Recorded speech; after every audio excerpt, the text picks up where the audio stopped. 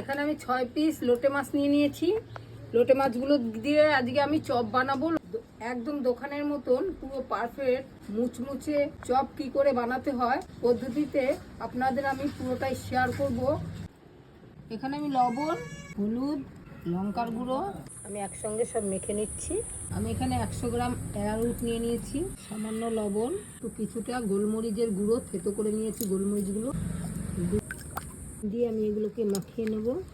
ব্যাটারটা পুরো এইভাবে একদম ঘন করে এই একটা একটা করে মাছ এই ব্যাটারের মধ্যে ডুবাচ্ছি।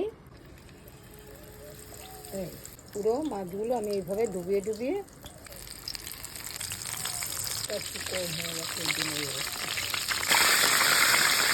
উল্টে পাল্টে আমি ভালো করে ভেজে নিচ্ছি।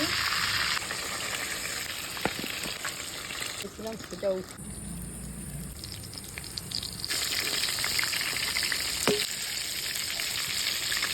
পারফেক্ট একদম দোকানের মতন চপ হয়ে গেছে। লোটে মাছের চপ কেমন লাগছে বলুন।